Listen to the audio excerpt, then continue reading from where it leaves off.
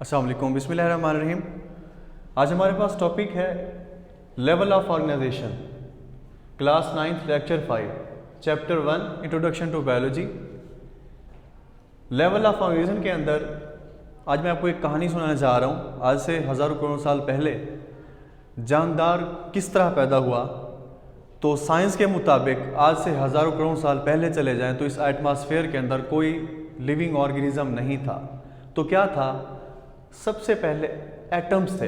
Atoms कैसे बना? Atom है क्या चीज़? सबसे पहले उसको डिफाइन कर लेते हैं। Atom is the smallest टिनी particles of atmosphere.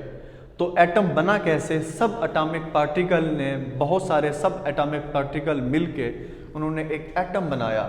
अब एटम्स बन गए मोस्ट स्टेबल सब एटॉमिक पार्टिकल्स। अब इस एटमॉस्फेयर में जो मोस्ट स्टेबल सब एटॉमिक पार्टिकल्स हैं उनकी एग्जांपल है इलेक्ट्रॉन, प्रोटॉन एंड न्यूट्रॉन।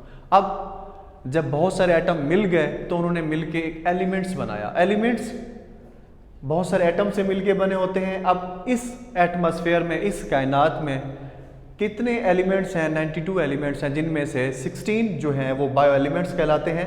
उनमें से ओनली 6 जो हैं वो हमारी बॉडी का 99% जो है मुश्तमिल होते हैं बॉडी का। अब सबसे पहले जो 6 हैं वो ऑक्सीजन है, कार्बन है, हाइड्रोजन है, नाइट्रोजन है, कैल्शियम है, फास्फोरस है। ये वो एलिमेंट्स हैं जो हमारे 99% बॉडी को बनाते हैं। इसके अलावा जो बाकी 10 हैं वो उनमें से पोटाशियम है, सल्फ़र है, क्लोरीन है, सोडियम है, मैग्नीशियम है, फेरन है, copper, manganese, zinc and iodine है। ये क्या करते हैं? हमारी बॉडी का 1% हिस्सा बनाते हैं। अब हम बात करते हैं, ये तो हो गए एलिमेंट्स। अब जब बहुत सारे एलिमेंट्स आपस में मिले तो उन्होंने क्या बनाया? मॉलिक्यूल बनाया। अब मॉलिक्यूल किसे कहते हैं? सबसे पहले इसको डिफाइन करेंगे। Molecule is the smallest part of compound that retain properties of compound. अब बायो एलिमेंट्स के बारे में उसने कहा कि जो बायो एलिमेंट्स हैं वो आइसोलेटेड फॉर्म में नहीं पाए जाते, बल्कि ये या तो आयोनिक बॉन्ड बनाते हैं या फिर कोवलेंट बॉन्ड बनाते हैं। अब इसमें होता क्या है? मॉलिक्यूल्स लेवल की बात करें तो उसको शॉर्ट क्वेश्चन पूछा जाता है अक्सर आपसे, micro molecule differentiate between micro molecule and macro molecule. तो micro molecule which have low molecular weight, इसकी एग्जांपल है ग्लूकोज है, वाटर है, इनका मॉलिक्यूलर वेट जो वेट है वो कम होता है। उसके बाद हम बात करते हैं macro molecule which have high molecular weight, इनका जो मॉलिक्यूलर वेट होता है वो हाई होता है। जैसे हम एग्जांपल दे सकते हैं, स्टार्च है, फैट है और प्रोटीन है। ये जो है मैक्रो मॉलिक्यूल कहलाते हैं। उसके बाद हम आ जाते हैं सेल एंड ऑर्गेनेली के बारे में।